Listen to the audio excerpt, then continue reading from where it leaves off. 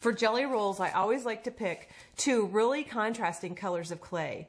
That way, when the colors are all rolled up inside each other, they really bounce off one another really well, and you can clearly define the two colors from each other.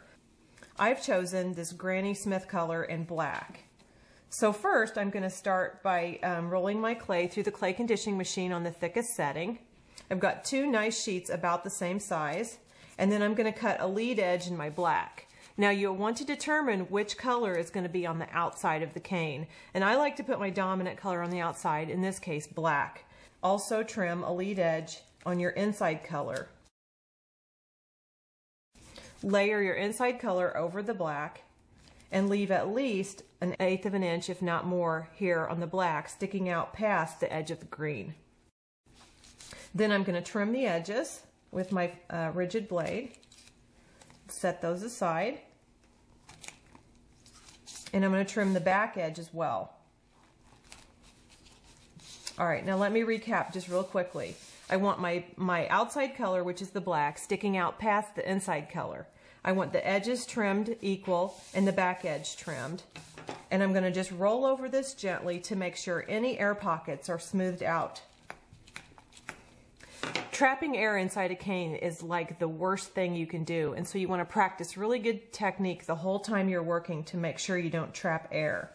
Now I'm just rolling this front edge of the black up around the green. You see that? Just rolling that up and around. Now I'm going to bring this back toward myself so I can work really carefully. And go slowly and just roll the black up inside the green. Here's where you're practicing good technique to make sure you're not trapping air bubbles or air pockets between the colors. Go slowly at first, and once the roll gets bigger, then you can actually start to use your hand to roll it up. And it'll go a little bit faster. Okay, voila. All right, now I want to go ahead and smooth that gap down between the outside edge and the cane itself. Okay, now this is a rather large cane, and as you can see, that would make some pretty huge beads, probably not what we had in mind. So what we can do with a clay cane like this is reduce it, and reducing is the simple process of stretching the cane out this way while keeping the design image intact inside. This too needs to be done very carefully.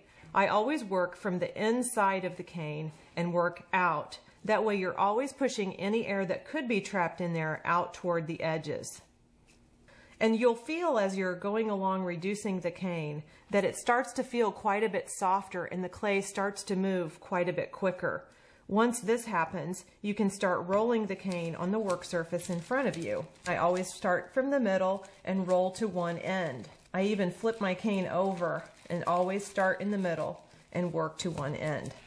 Here again, you want to always reduce cane slowly, take your time, and keep the cane an even size and consistency. Once I've gotten to about this point, what I like to do in my studio at home is I'll actually cut my cane in half, and I'm rolling this back and forth because the clay is quite warm, the lighting is quite warm, I'm quite warm, and if I just press right down through the cane, I'll probably deform it like so.